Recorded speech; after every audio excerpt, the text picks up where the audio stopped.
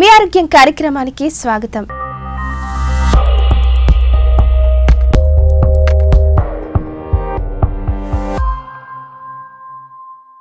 Present డేస్లో age లిమిట్తో సంబంధం లేకుండా ప్రతి ఒక్కరిలోనూ కిడ్నీలో స్టోన్స్ ఫార్మేషన్ అనేది జరుగుతుంది. ఇవి రావడానికి కారణం ఏంటి, వస్తే ఎలాంటి జాగ్రత్తలు తీసుకోవాలి, ఇవన్నీ consultant urologist and andrologist doctor Ganesh మనతో ఉన్నారు. ఆయన అడిగి తెలుసుకుందాం.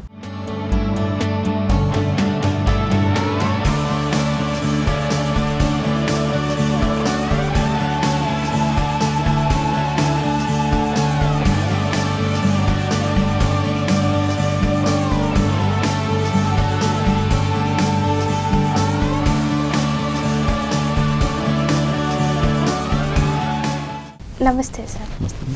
ప్రెజెంట్ డేస్లో ఏజ్తో సంబంధం లేకుండా ప్రతి ఒక్కరిలోనూ కిడ్నీలో స్టోన్స్ అనేవి కామన్ అయిపోయాయి. అసలు ఇవి ఎందుకు వస్తాయి సార్?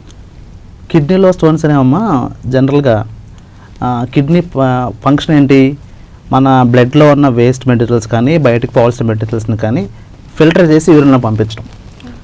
ఆ ఫిల్టర్ అయిన దాంట్లో ఏవైనా సబ్స్టెన్స్లు ఎక్కువ ఉంటే, సపోజ్ కాల్షియం కానీ ఆక్సలేట్స్ కానీ ఇటువంటివి ఎక్కువ మోతాదుల్లో ఉంటే, కిడ్నీ ఫిల్టర్ చేయాల్సింది కన్నా ఎక్కువ ఫిల్టర్ చేయాల్సి వస్తే జనరల్గా స్టోన్స్ వస్తూ ఉంటాయి అమ్మ.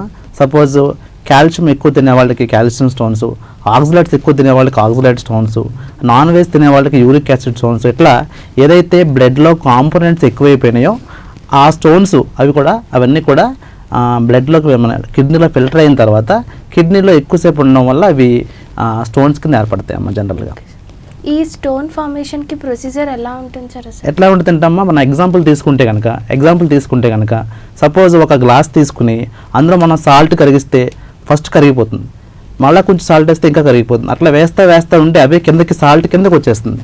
అట్లాగే యూరిన్లో ఒక లెవెల్ దాటిన తర్వాత ఈ సాల్ట్ అన్నీ కూడా స్టోన్స్ కింద ప్రెసిపరేట్ అవుతాయి అన్నమాట. మా భాషలో సూపర్ సాచురేషన్ అంటారు. సూపర్ సాచురేషన్ అంటే సపోజ్ కాల్షియం ఆక్సలేట్స్ ఒక లెవెల్ దాటితే ఆ యూరిన్ pH దగ్గర అవి కరిగిపోవాలి.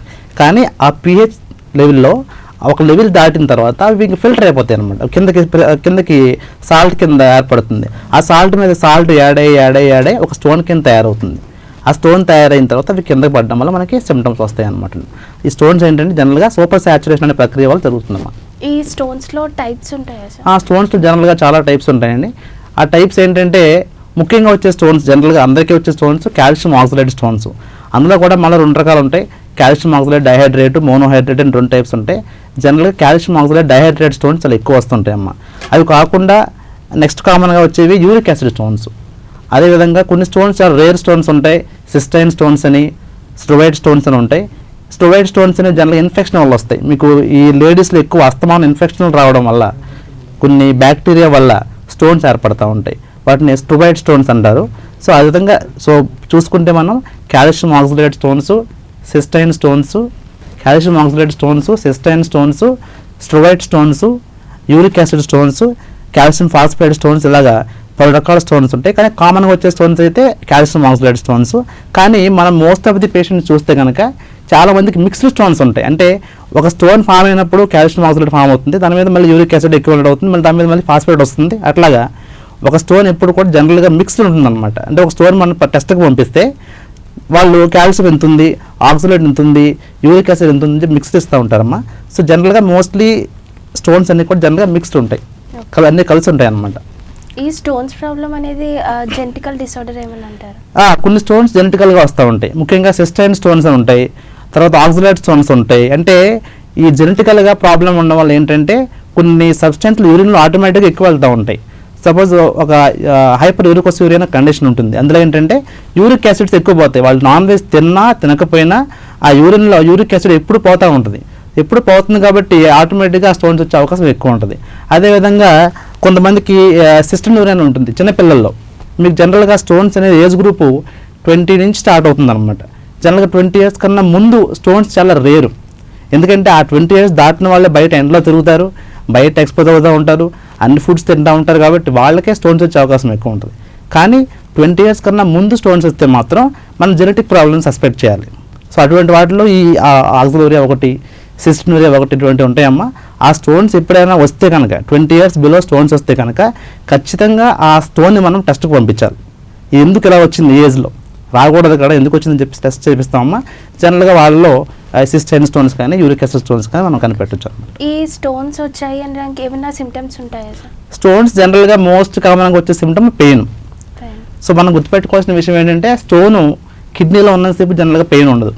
అది కిందకి జారి బయటకు రావడానికి ట్రై చేస్తున్నప్పుడు మాత్రమే పెయిన్ వస్తుంది. అప్పుడు జనరల్గా పేషెంట్స్ వస్తారు. కొంతమంది పేషెంట్స్కి యూరిన్లో బ్లడ్ రావడం, యూరిన్ మంట రావడం అంటే ఇన్ఫెక్షన్ రావడం, తర్వాత ఏమో ఇటువంటి సిమ్టమ్స్ కూడా ఉంటాయి అన్నమాట. కానీ జనరల్గా గుర్తుపెట్టుకోవాల్సింది ఏంటంటే మోస్ట్ కామన్గా పెయిన్ వస్తుంది. ఆ పెయిన్ కూడా నడువులో వస్తుంది అనమాట, నడువు నుంచి పొట్టలోకి వస్తుంది. వాళ్ళు టిపికల్గా చెప్తా ఉంటారు, ఇక్కడ వస్తుందండి పెయిన్, ముందుకు వస్తుందండి, ఇక్కడ నుంచి వస్తుందండి, చాలా విపరీతంగా వస్తుందని వస్తుంది. చాలామంది పేషెంట్లు ఏంటంటే బ్యాక్ పెయిన్ ఉన్న వాళ్ళు కూడా కిడ్నీ పెయిన్ అనుకుని వస్తూ ఉంటారు. బ్యాక్ పెయిన్కి దీనికి తేడా ఏంటంటే బ్యాక్ పెయిన్ అనేది ఎప్పుడూ ఉంటుంది, కదిలితే వస్తుంది, వంగుంటే వస్తుంది. ఈ కిడ్నీ పెయిన్ అనేది సడన్గా వస్తుంది అనమాట, నైట్ టైం వస్తుంది. ఎందుకంటే నైట్ టైం మనం వాటర్ తాగం కదా, డిహైడ్రేషన్లో ఉండడం వల్ల ఆ స్టోన్స్ అక్కడి నుంచి కదిలి ఇరుక్కుపోవడం వల్ల పెయిన్ వస్తుంది. సో జనరల్గా కిడ్నీ పెయిన్ అనేది నైట్ టైం వస్తుంది, చాలా విపరీతంగా వస్తుంది. పేషెంట్ ఏ పొజిషన్లో ఉంటే తగ్గుతుందో అని చెప్పేసి అటు ఇటు దొల్లుతూ ఉంటారు, తిరుగుతూ ఉంటారు, ఒక చోట స్థిరంగా కూర్చోరు. అదే బ్యాక్ పెయిన్ అయితే పేషెంట్ ఒక చోట కదలకుండా ఉంటారు, ఎందుకంటే వాళ్ళు కదిలితే పెయిన్ వస్తుంది. ఇది కదిలితే పెయిన్ తగ్గుద్దేమని చెప్పేసి పేషెంట్ అటు ఇటు కదులుతూ ఉంటారు. అది టిపికల్గా ఇక్కడ నుంచి ఇక్కడ దాకా వస్తుందని చెప్తూ ఉంటారు. సేమ్ టైం యూరిన్లో మంట ఉంటుంది, కొంతమందికి యూరిన్ ఎక్కువ సార్లు వస్తుంది, యూరిన్ అర్జెంటుగా అవుతుంది, వచ్చినట్టు ఉంటుంది కానీ వెళ్తే యూరిన్ రాదు. ఇవన్నీ కూడా యూరిన్ సిమ్టమ్స్. కొంతమంది ఏంటంటే ఇది కాకుండా లేట్గా ప్రజెంట్ అవుతారు. ఇవన్నీ తట్టేసుకుని లాస్ట్లో ఎప్పుడు పెయిన్ ఉంటుందండి, జ్వరం వస్తుందండి అని వస్తూ ఉంటారు. ఆ స్టేజ్లో జనరల్గా ఏంటంటే కిడ్నీ ఇన్ఫెక్షన్ వచ్చి పాడైపోయే స్టేజ్ దాకా వచ్చిన తర్వాత అప్పుడు మనకి వస్తూ ఉంటారు. ఈ general late presentations. Common presentations ఏంటంటే పెయిన్, యూరిన్లో బ్లడ్ వస్తుందంటారు, ఇన్ఫెక్షన్, మన యూరిన్ మంట వస్తుందంటారు. జనరల్గా ఈ సిమ్టమ్స్ ఉంటాయి. ఇవి ఐడెంటిఫై చేయడానికి ఎలాంటి ట్రీట్మెంట్ చేస్తారు? జనరల్గా పేషెంట్స్ రాగానే మేము ఫస్ట్ చేసే టెస్ట్ ఇన్వెస్టిగేషన్ అల్ట్రాసౌండ్. అల్ట్రాసౌండ్ స్కానింగ్లో జనరల్గా స్టోన్ ఎక్కడుంది, కిడ్నీ వాపు ఉందా లేదా, దాని తాలూకు ఏమన్నా ఇన్ఫెక్షన్ తాలూకు లక్షణాలు దానికి కనిపిస్తున్నాయా లేదా, కిడ్నీ ఉండాల్సిన పొజిషన్లో ఉందా లేదా, ఇటువంటివన్నీ కూడా తెలుస్తాయమ్మా.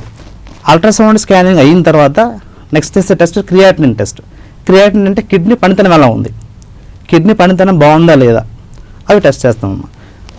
ఈ రెండు అయిన తర్వాత యూరిన్ టెస్ట్ చేస్తాము. యూరిన్ టెస్ట్లో ఏంటంటే ఇన్ఫెక్షన్ ఏమైనా ఉందా లేదా, దీంతోపాటు బ్లడ్ ఏమైనా పోతుందా లేదా. ఈ 3 టెస్టులు బేసిక్ టెస్ట్ అమ్మా. ఒకటి అల్ట్రాసౌండ్, ఇంకొకటి సీరం క్రియాటినిన్, మూడోది యూరిన్ ఎగ్జామినేషన్. ఈ 3 ఇన్వెస్టిగేషన్స్ అయిన తర్వాత అసలు ఈ పెయిన్ కిడ్నీ పెయినా కాదనే తెలుస్తుంది. కిడ్నీ పెయినా కాదని తెలిసిన తర్వాత నెక్స్ట్ ఇన్వెస్టిగేషన్స్ ఫర్దర్గా ఒకవేళ కిడ్నీ పెయిన్ అంటే కనుక నెక్స్ట్ ఇన్వెస్టిగేషన్ చేయాల్సి వస్తుంది. నెక్స్ట్ ఇన్వెస్టిగేషన్స్లో వచ్చేది జనరల్గా సిటీ స్కాన్ అమ్మ. సిటీ స్కాన్ అనేది జనరల్గా ప్రతి హాస్పిటల్లో ఆల్మోస్ట్ అన్ని హాస్పిటల్స్లో ఉంటుంది. మా హాస్పిటల్లో 24 hours సిటీ స్కాన్ ఉంటుంది. పేషెంట్ ఎప్పుడు వచ్చినా కానీ మనము సిటీ స్కాన్ తీయొచ్చు అనమాట. దానికి కాంట్రాస్ట్ ఇంజెక్షన్ ఇవ్వాల్సిన అవసరం లేదు. సిటీ స్కాన్ తీసిన తర్వాత అది అందులో వచ్చే ఇన్ఫర్మేషన్ ఏంటంటే స్టోన్ ఎంత ఉంది, సైజ్ ఎంత ఉంది, ఏ లెవెల్లో అది ఇరుక్కుంది, పైన ఏమన్నా కిడ్నీ వాపు ఉందా లేదా, కిందకి దిగితే బ్లాడర్ ఎంత దూరంలో ఉంది, అది ఎలా తీయాలి, మనం ట్రీట్మెంట్ ఎంత అర్జెంటుగా చేయాలి, ఎంతసేపు వెయిట్ చేయొచ్చా అనే విషయాలు కూడా మనకి సిటీ స్కాన్లో అర్థమవుతాయి. ఓకే సార్, దీన్ని ట్రీట్ చేయాలి అంటే ఆపరేషన్ కంపల్సరీ అంటే సార్? సో అన్ని స్టోన్స్కి ఆపరేషన్ కంపల్సరీ కాదమ్మా. జనరల్గా పేషెంట్ అనుకుంటారు, కొంతమంది భయపడతా ఉంటారు, భయపడి ప్రతి ఆపరేషన్ చేయించుకోవాలంటే భయం కాబట్టి వాళ్ళు చూపించుకోవడానికి రారు. ప్రతి పేషెంట్కి ఆపరేషన్ పడదమ్మా. జనరల్గా మీకు చూసుకుంటే ఒక 50% పేషెంట్స్కి ఆపరేషన్ పడదు, ఓన్లీ 50% పేషెంట్కి ఆపరేషన్ పడుతుంది. ఈ ఆపరేషన్ అనేది ఎలా ఉంటుందంటే స్టోన్ ఎంత ఉంది, స్టోన్ ఎక్కడుంది, అది ఏ స్టోన్ అయి ఉండొచ్చు. ఇంతకు మనం ముందు మాడుకున్నట్టు అది యూరిక్ యాసిడ్ స్టోనా, సిస్టైన్ స్టోనా, ఎంత హార్డ్గా ఉంది అనే విషయం మీద మనకి స్టోన్ ట్రీట్మెంట్ డిపెండ్ అయి ఉంటుంది. అందరి పేషెంట్లకి కూడా ట్రీట్మెంట్ మన ఆపరేషన్ అవసరం పడుతుంది. చాలా వరకు మందులు వాడి మనం చేయొచ్చు అన్నమాట. మందులు ప్లస్ డైట్ అంటే ఒక స్పెసిఫిక్ డైట్ ఉంటుంది, ఆ డైట్ అది పాటిస్తే సరిపోతుంది. ఒకసారి దీనికి ట్రీట్ చేసిన తర్వాత కూడా మళ్ళీ వస్తూ ఉంటుంది కదా సార్, దానికి రీజన్? జనరల్గా స్టోన్స్ అనేవి ఒకసారి ట్రీట్ చేసిన తర్వాత మళ్ళీ వచ్చే ఛాన్స్ 50% ఉంటుందండి. మీ పేషెంట్కి అదే చెప్తాము, ఒకసారి స్టోన్ వచ్చిందంటే మీరు చాలా జాగ్రత్తగా ఉండాలి, వాటర్ ఎక్కువ తీసుకోవాలి, కొన్ని ఫుడ్స్ తినకూడదు, మందులు వేసుకోవాలి రెగ్యులర్గా. ఇవన్నీ పాటించాలని చెప్తామమ్మా. ఎందుకంటే మళ్ళీ వచ్చే ఛాన్స్ చాలా ఎక్కువ ఉంటుంది. ముఖ్యంగా యంగ్ పేషెంట్స్లో సపోజ్ ఒక పేషెంట్ ఒక 20 yearsకి వస్తే కనుక మళ్ళీ వాడి లైఫ్ టైంలో జీవితకాలంలో మళ్ళీ స్టోన్ వచ్చే అవకాశం చాలా ఎక్కువ ఉంటుంది. కాబట్టి మేము జనరల్గా చెప్పేది ఏంటంటే ఆ ఛాన్స్ తగ్గించుకోవడం కోసం మీరు చాలా జాగ్రత్తగా ఉండాలి అని చెప్తాం. దీనికి ఫుడ్ అంటే డైట్ ఏమైనా ఉంటుందా? స్టోన్ డైట్ ఉంటుందమ్మా. స్టోన్ సంబంధించి మీరు చూస్తే కనుక ఆ స్టోన్ అంటే మీకు పేషెంట్ ఫస్ట్ టైం వచ్చినప్పుడు జనరల్గా డైట్ చెప్తామమ్మా. ఏంటంటే మీరు కొన్ని ఫుడ్స్ అవాయిడ్ చేయాలి, కొన్ని ఫుడ్స్ తినాలి, కొన్ని ఫుడ్స్ ఎక్కువ తీసుకోవాలి, వాటర్ ఎక్కువ తీసుకోవాలని చెప్తాం. అందులో ముఖ్యంగా పాటించాల్సింది వాటర్ కనీసం 3 లీటర్ల నుంచి 4 లీటర్లు తాగాలమ్మా. 3.5 నుంచి 4 లీటర్స్ కంపల్సరీ వాటర్ తాగాలి. అది జనరల్ ఇదనమాట, అంటే అందరూ పాటించాల్సింది. అది కాకుండా స్టోన్ అనుమానాన్ని బట్టి అంటే అది ఏ స్టోన్ అయినా ఉండొచ్చు మనకు తెలిస్తే కనుక దాన్ని బట్టి స్పెసిఫిక్గా డైట్ చెప్తాం. సపోజ్ అది యూరిక్ యాసిడ్ స్టోన్ అనుకోండి, నాన్ వెజ్ తినొద్దని చెప్తాం. నాన్ వెజ్లో ఏంటంటే యానిమల్ ప్రోటీన్స్ ఉంటాయి. యానిమల్ ప్రోటీన్స్ అంతా కూడా మీకు డైజెస్ట్ అయిపోయిన తర్వాత వేస్ట్గా బయటకు పోయి యూరిక్ యాసిడ్ వల్ల స్టోన్స్ వస్తాయి. అందుకని యూరిక్ యాసిడ్ స్టోన్స్ అన్న వాళ్ళకి నాన్ వెజ్ తినొద్దని చెప్తాం. నాన్ వెజ్ అంటే ఇంక్లూడింగ్ ఎగ్ కలిపి కూడా. అదే మామూలు కాల్షియం ఆక్సిలేట్ స్టోన్స్ అయితే కనుక పాలు తక్కువ తీసుకోవాలి. ఆక్సిలేట్ ఫుడ్స్ అంటే తోటకూర, పాలకూర, ఇటువంటివి క్యాబేజ్, క్యాలీఫ్లవరు ఇవి తక్కువ తీసుకోవాలని చెప్తామమ్మా. సో స్టోన్ మనకేంటో తెలిస్తే కనుక అంటే సపోజ్ ఆపరేషన్ అయిపోయిన తర్వాత మనకు స్టోన్ ఏంటో తెలుస్తుంది. ఎందుకంటే మనం స్టోన్ టెస్ట్కి పంపిస్తాం కాబట్టి ఆ స్టోన్ తెలుస్తుంది. కాబట్టి తెలిసిన తర్వాత ట్రీట్మెంట్ వేరేలా ఉంటుంది.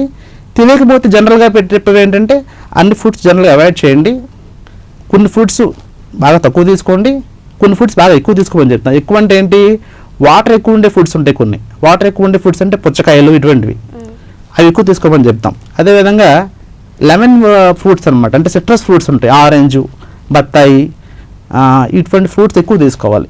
ఎందుకంటే ఇందులో ఉండే సిట్రిక్ యాసిడ్ చాలా హెల్ప్ చేస్తుంది స్టోన్స్ కలగడానికి. సో స్పెసిఫిక్గా చెప్పే రూల్స్ కొన్ని ఉంటాయి, జనరల్గా చెప్పే రూల్స్ కొన్ని ఉంటాయి. కానీ జనరల్గా మేము పేషెంట్ ఫస్ట్ టైం రాగానే ఆపరేషన్ పడదు అంటే కనుక డైట్, మెడిసిన్స్ ఇస్తామమ్మా. ఆపరేషన్ పడితే మాత్రం ఆపరేషన్ పడిన తర్వాత స్టోన్ తీసి టెస్ట్ చేపిస్తాం. చాలా వరకు డైట్తో క్యూర్ చేయొచ్చు. చాలా వరకు అమ్మా. స్టోన్స్ అనేవి ఎక్కువ పేషెంట్ వాళ్ళ హ్యాబిట్స్ అంటే తినే హ్యాబిట్స్ కానీ తిరిగే హ్యాబిట్స్ కానీ అంటే సన్లో ఎక్కువ తిరిగే హ్యాబిట్స్ కానీ వాటి మీద డిపెండ్ అయి ఉంటుంది.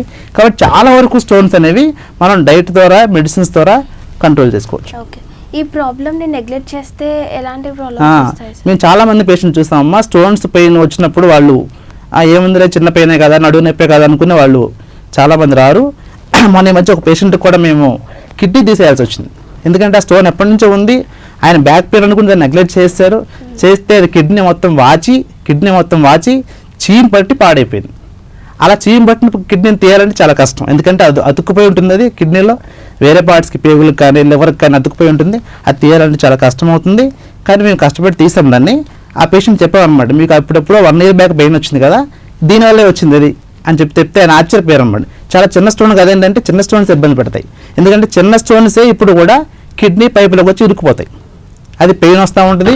వీళ్ళు వేరే బ్యాక్ పెయిన్ అని చెప్పేసి వీళ్ళు మందులు వేసుకుంటూ ఉంటారు. అల్టిమేట్గా కిడ్నీ మొత్తం పాడైపోయి ఇన్ఫెక్షన్ వచ్చిన తర్వాత రావడం జరుగుతుంది. సో కిడ్నీ స్టోన్ పట్టించుకోకపోతే ఒకటి ముఖ్యంగా కిడ్నీ పాడైపోవడం, కొంతమందికి క్యాన్సర్లు కూడా వస్తుంటాయి. బ్లాడర్లో కానీ ఎక్కడైనా స్టోన్స్ ఉంటే బ్లాడర్ క్యాన్సర్లు రావడం, కిడ్నీలో స్టోన్స్ ఉన్నప్పుడు వేరే క్యాన్సర్ కాల్చున్నామని వేరే క్యాన్సర్ రావడం జరుగుతూ ఉంటుంది. సో కిడ్నీ స్టోన్స్ ఉన్నాయంటే నెగ్లెక్ట్ చేయకూడదు. నెగ్లెక్ట్ చేయకుండా రెగ్యులర్గా స్కాన్ తీసుకోవడం, సైజ్ ఎంత ఉంది, అక్కడే ఉందా, కిందకి ఏమైనా జారిందా, లొకేషన్ మారిందా, ఇవన్నీ కూడా చూసుకొని మనం దాన్ని బట్టి ట్రీట్మెంట్ చేసుకోవాలి. ఓకే, ఈ ప్రాబ్లం వచ్చినప్పుడు ఏ స్పెషలిస్ట్ దగ్గరికి వెళ్ళాలి అనేది కూడా తెలియదు. అండ్ నెఫ్రాలజిస్ట్కి, యూరాలజిస్ట్కి డిఫరెన్స్ కూడా చాలా మందికి తెలియదు సార్. జనరల్గా ఏంటంటే అండి, కిడ్నీ స్టోన్స్ అనేది నెఫ్రాలజిస్టులు కూడా చూస్తారు, కాదని చెప్పట్లేదు. కానీ జనరల్గా నెఫ్రాలజిస్ట్కి, యూరాలజిస్ట్కి డిఫరెన్స్ ఏంటంటే కిడ్నీలో యూరిన్ తయారయ్యేంత వరకు ఉన్న ప్రాబ్లమ్స్ అన్నీ కూడా నెఫ్రాలజీ సంబంధించినవి. అంటే ఫిల్టరేషన్ ప్రాబ్లం కానీ, కిడ్నీకి బ్లడ్ వెళ్ళకపోవడం కానీ, కిడ్నీ చిన్నగా అయిపోవడం కానీ, ఇటువంటి ప్రాబ్లమ్స్ అన్నీ కూడా నెఫ్రాలజీ సంబంధించినవి. ఒక్కసారి యూరిన్ తయారైపోయిన తర్వాత యూరిన్ ట్రాక్లో దారిలో ఏమన్నా స్టోన్స్ వచ్చినా, యూరిన్లో ఇన్ఫెక్షన్ వచ్చినా, కిడ్నీ వాపు వచ్చినా, కిడ్నీలో క్యాన్సర్ ఉన్నా, లేదా కిడ్నీకి బ్లాడర్కి మధ్య పైపులో క్యాన్సర్ ఉన్నా, ఏ ప్రాబ్లమ్స్ ఉన్నా కానీ అదంతా కూడా యూరాలజీ సంబంధించింది. అంటే యూరిన్ తయారైన తర్వాత దారిలో వచ్చే ప్రాబ్లమ్స్ అన్నీ యూరాలజిస్ట్వి, యూరిన్ తయారయ్యేంత వరకు వచ్చే ప్రాబ్లమ్స్ అన్నీ కూడా నెఫ్రాలజిస్ట్వి. అయితే జనరల్గా జరిగేది ఏంటంటే చాలామంది పేషెంట్లకి నెఫ్రాలజిస్ట్కి యూరాలజిస్ట్కి డిఫరెన్స్ తెలియదు. బట్ మా దగ్గర ఏంటంటే వాళ్ళు నెఫ్రాలజీ కన్సల్టేషన్ అయినప్పటికి కూడా ఇనిషియల్ ట్రీట్మెంట్ అంటే స్టోన్కి ఇచ్చే డైట్ కానీ స్టోన్కి ఇచ్చేటువంటి మెడిసిన్స్ కానీ నెఫ్రాలజిస్ట్ కూడా ఇవ్వచ్చు. కానీ ఒకసారి దానికి ఆపరేషన్ పడుతుంది, సర్జరీ పడుతుంది అని తెలిసిన తర్వాత జనరల్గా ఆ పేషెంట్స్ మా దగ్గరికి వస్తూ ఉంటారమ్మా. ఆ తర్వాత మేము డీల్ చేస్తూ ఉంటాం అనమాట. జనరల్గా ఏంటంటే kidney stones more of A urologist area అనమాట. ఈ స్టోన్ ప్రాబ్లమ్ అనే కాకుండా ఇంకా ఎలాంటి ప్రాబ్లమ్స్ ట్రీట్ చేస్తారు సార్? యూరాలజీ అనేది చాలా బ్రాడ్ బ్రాంచ్ అమ్మా. యూరాలజీ అంటే యూరాలజీ అండ్ ఆండ్రాలజీ ఉంటుంది. అందులో యూరాలజీ అంటే ఈ స్టోన్స్ మెయిన్. మాకు జనరల్గా చూస్తే ఒక 70% వర్క్ అంతా కూడా స్టోన్స్లోనే ఉంటుందండి. అంటే ఈ రాళ్ళకు సంబంధించిన ట్రీట్మెంట్ ఉంటుంది. మిగతా 30% ప్రాస్టేట్ సమస్యలు. ప్రాస్టేట్ అంటే ఏమిటి? ఈ వయసు అయిపోయిన తర్వాత యూరిన్ తరచుగా వెళ్తూ ఉంటారు, నైట్ టైం ఎక్కువ సార్లు వెళ్తూ ఉంటారు. యూరిన్కి వెళ్తుంటే యూరిన్ రాదు, కష్టంగా వస్తుంది, సన్నగా వస్తుంది. సో ఈ ప్రాబ్లమ్స్ అనేవి కూడా జనరల్గా ఏంటంటే ప్రాస్టేట్ సమస్యలు. ఈ ప్రాస్టేట్ కూడా మాది ఒక 10% కేసులు ఉంటాయమ్మా. ఇది కాకుండా స్ట్రిక్చర్ అంటారు. స్ట్రిక్చర్ అంటే యూరిన్ పైప్ సన్నబడి అది కూడా సేమ్ సిమ్టమ్స్ ఉంటాయి. ఇలాగే యూరిన్ సన్నగా అవ్వడం, మంట రావడం, ఇవన్నీ కూడా ఉంటాయి. అది కూడా మేము చూస్తామమ్మా. ఇది కాకుండా నెక్స్ట్ మెయిన్ ఏరియా ఏంటంటే ఆండ్రాలజీ. ఆండ్రాలజీ అంటే ఏంటి?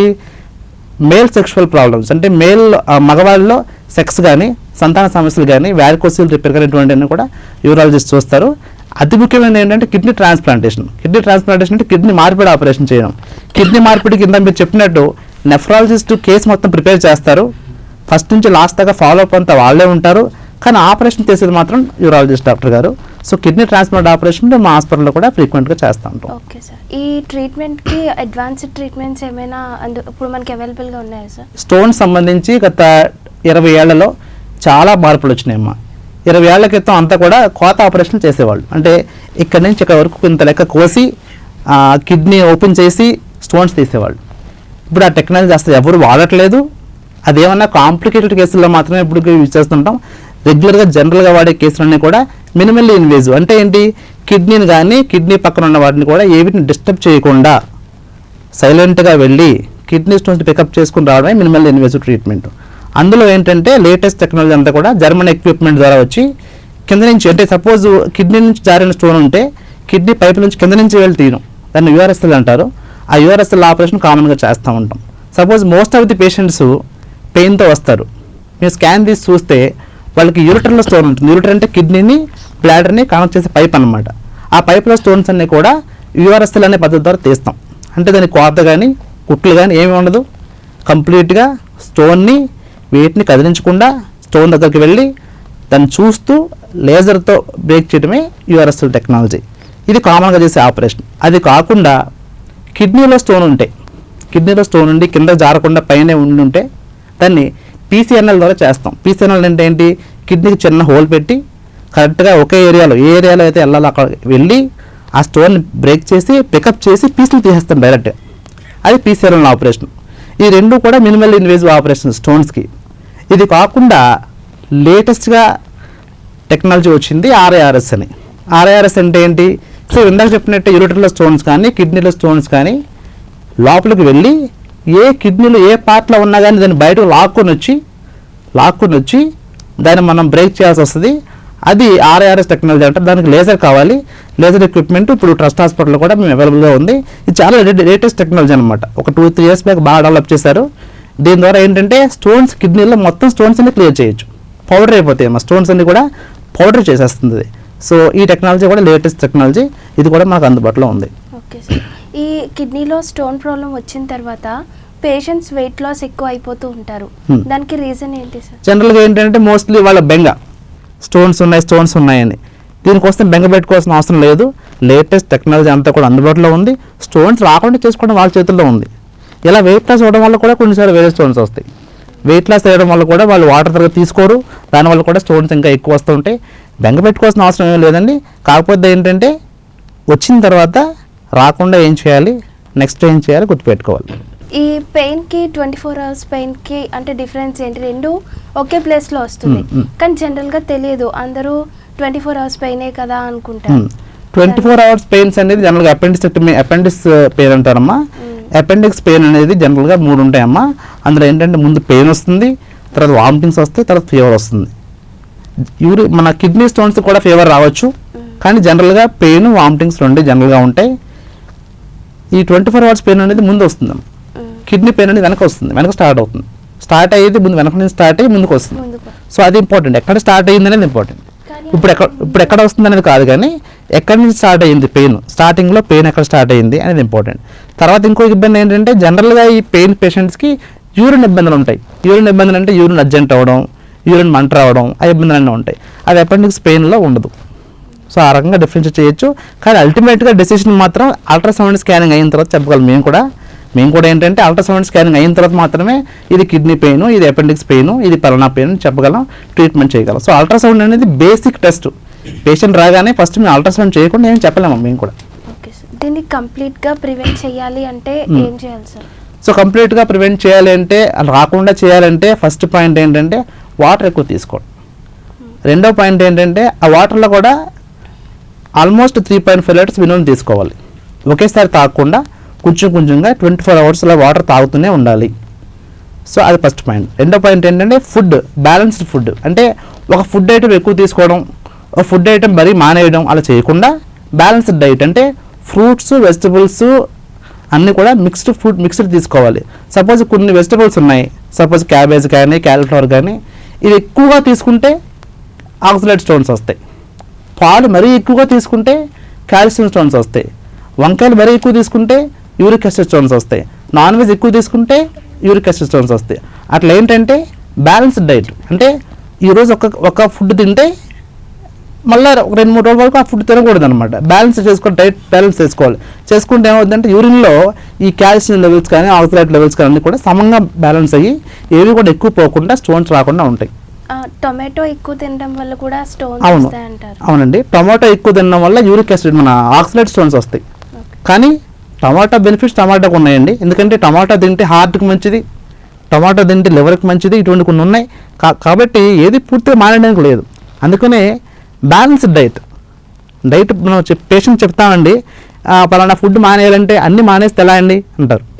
అందుకనే మేము చెప్పేది ఏంటంటే ఫస్ట్ ఆఫ్ ఆల్ చేయాల్సింది వాటర్ ఎక్కువ తీసుకోవడం, బ్యాలెన్స్డ్ డైట్.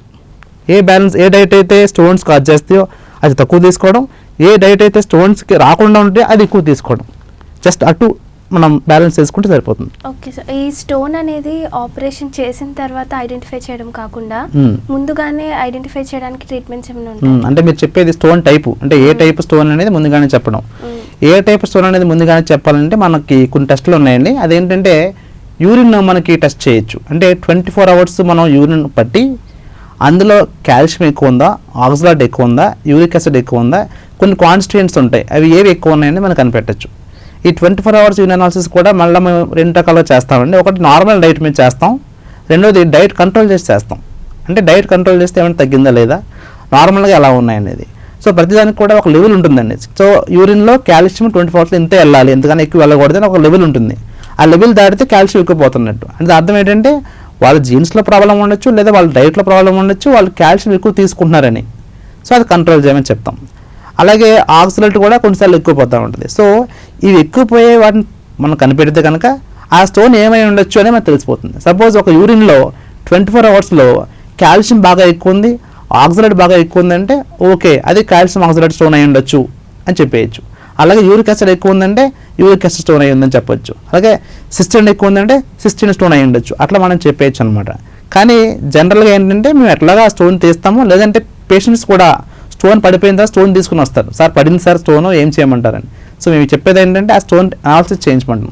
స్టోన్ టెస్ట్ చేపిస్తే స్టోన్లో కాల్షియం ఎంత లెవెల్లో ఉంది, ఆక్సలేట్ ఎంత లెవెల్లో ఉంది, ఏ రకమైన స్టోన్ ఇది, దాన్ని బట్టి చెప్పొచ్చు అనమాట. దీనివల్ల అడ్వాంటేజ్ ఏంటంటే ఆ విషయం తెలిస్తే కనుక, అంటే స్టోన్ ఏంటో తెలిస్తే కనుక కొన్ని డైట్స్ ఏమైనా మానేయచ్చు అనమాట, మిగతావి తినేయచ్చు. స్టోన్ తెలియకపోతే అన్నీ పాటించాలి, అది ప్రాబ్లం. అందుకని ఏంటంటే స్టోన్ పట్టుకుని తీసుకురమ్మని చెప్తాం. సో ఇది జనరల్గా. తర్వాత సిటీ స్కాన్ తీసినప్పుడు అందులో ఉండేటువంటి గుణాలను బట్టి కూడా మనం స్టోన్ చెప్పేయచ్చు కొంతవరకు. ఈ స్టోన్ చాలా హార్డ్ స్టోను, సో ఇది అయి ఉండొచ్చు, ఈ స్టోన్ చాలా సాఫ్ట్గా ఉంది కాబట్టి స్టోన్ అయి ఉండొచ్చు అని చెప్పి సిటీ స్కాన్లో ఉన్న స్కోర్ని బట్టి మనం చెప్పేయచ్చు కొంతవరకు.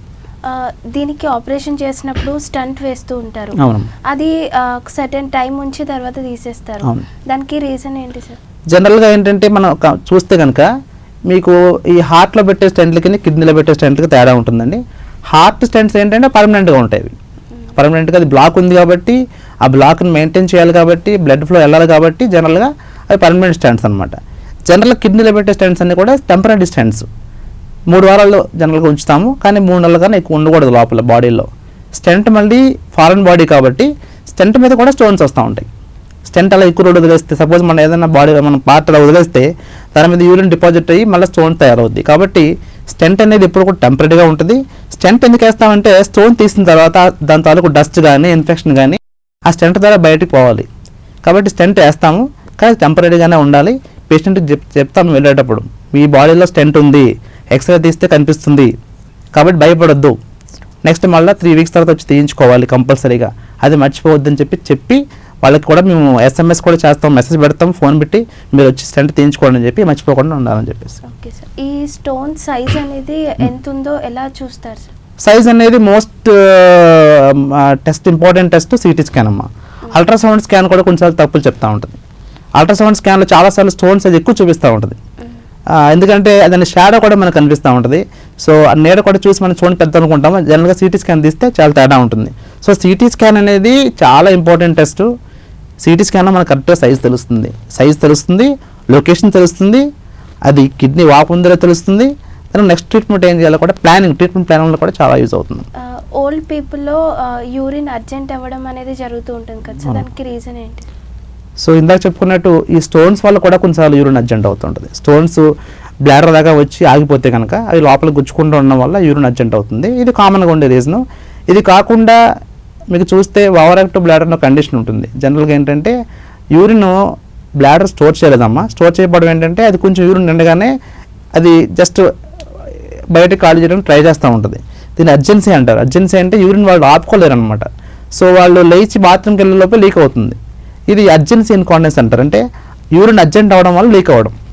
కొంతమందికి స్ట్రెస్ ఇన్కాంటినెన్స్ ఉంటుందమ్మా. స్ట్రెస్ ఇన్కాంటినెన్స్ అంటే ఏంటంటే యూరిన్ వాళ్ళకి తెలుస్తుంది, అర్జెంట్ ఏమీ అవ్వదు, కానీ వాళ్ళు తుమ్మినా దగ్గినా బట్టలో లీక్ అయిపోతుంది. ఇదేంటంటే బ్లాడరు సపోర్ట్స్ వీక్ అవ్వడం వల్ల. అంటే బ్లాడర్ని ఎప్పుడు కూడా లోపల బాడీలో సపోర్ట్ చేస్తూ ఉంటాయి. మీరు దగ్గినప్పుడు తుమ్మినప్పుడు బ్లాడర్ కిందకి జారకూడదు అనమాట. జారకుండా ఉండడం వల్ల ఏంటంటే అది పట్టుకుని ఉంటుంది. ఎప్పుడైతే ఈ సపోర్ట్స్ అన్ని వీక్ అయిపోయినాయో వాళ్ళు తుమ్మి దగ్గరనే బ్లాడర్ మౌత్ ఓపెన్ అయిపోతుంది. ఎప్పుడైతే అలా ఓపెన్ అయిపోయిందో యూరిన్ లీక్ అయిపోతుంది. ఇది స్ట్రెస్ ఇన్కాంటినెన్స్ అంటారు. సో అర్జెంట్ కాంటినెన్స్కి ట్రీట్మెంట్ జనరల్గా మెడిసిన్స్ ద్వారా ట్రీట్మెంట్ చేస్తాము. స్ట్రెస్ ఇన్కాంటినెన్స్ అంటే ఇలా తుమ్మిన దగ్గర లీక్ ఉంటుంది కదా, దానికి ఆపరేషన్ చేసి ఆ జారే బ్లాడర్ని సపోర్ట్ చేసే టేప్స్ ఉంటాయి, చిన్న ఆపరేషన్లు. అదే రోజు వస్తే అదే రోజు ఇంటికి వెళ్ళిపోవచ్చు అనమాట. అలాంటి చిన్న ఆపరేషన్ ద్వారా చేసుకుంటే కనుక ఈ స్ట్రెస్ ఇన్కాంటినెన్స్ మనం ట్రీట్మెంట్ చేయొచ్చు. ఓకే సార్, ఫైనల్గా మీరు ఏదైనా సజెషన్ ఇవ్వాలనుకుంటున్నారా సార్? జనరల్ సజెషన్ ఏంటంటే ఈ స్టోన్స్ అనేవి భయపడిపోవాల్సిన అవసరం ఏం లేదు. చాలా కామన్గా, అందరికి కూడా చాలా కామన్గా ఉంటాయి. ఇంతకుముందు మగాళ్ళకి ఎక్కువ వచ్చేది, ఎందుకంటే వాళ్ళు ఎక్కువ బయట తిరిగి ఉండేవాళ్ళు కాబట్టి. ఇప్పుడు జనరల్ లేడీస్ కూడా వస్తుంది. సో ఆ రేషియో అది కూడా ఆల్మోస్ట్ 1 అయిపోతుంది. సో గుర్తుపెట్టుకోవాల్సిన విషయం ఏంటంటే డైట్. మనం ఏదైనా తింటున్నప్పుడు ఒకే డైట్ ఎక్కువ తినకుండా స్టోన్ డైట్ని అవాయిడ్ చేయాలి. ఒకే డైట్ ఎక్కువ తీసుకోకూడదు. స్టోన్స్ రాకుండా డైట్ అంటే సిట్రస్ ఫుడ్స్ కానీ, వాటర్ కానీ, పుచ్చకాయలు కానీ, ఇటువంటి అన్ని కూడా వాటర్ ఫుడ్స్ ఎక్కువ తీసుకోవాలి. ఏదైనా పెయిన్ రాగానే ఇమీడియట్గా డాక్టర్ని కన్సల్ట్ చేసి అల్ట్రాసౌండ్ స్కానింగ్ చేయించుకోవడం వల్ల ఆ స్టోన్ ఎక్కడుంది ఏంటంటే కనిపెట్టుకుని మనం ట్రీట్మెంట్ చేసుకోవచ్చు. దానివల్ల కిడ్నీ పాడవదు, ఇన్ఫెక్షన్లు అవి రావు, కిడ్నీ వాపు కూడా తగ్గుతుంది అనమాట. ఓకే సార్, మీ వాల్యుబుల్ టైంని మా కోసం స్పెండ్ చేశారు. Thank you sir. Thank you. చూసారు కదా, కిడ్నీలో స్టోన్ ఫార్మేషన్ అయితే ఎలాంటి జాగ్రత్తలు తీసుకోవాలి, డైట్ ప్లాన్ ఎలా ఉండాలి అనేది మరో ఎపిసోడ్లో మరో డాక్టర్తో మళ్ళీ కలుద్దాం.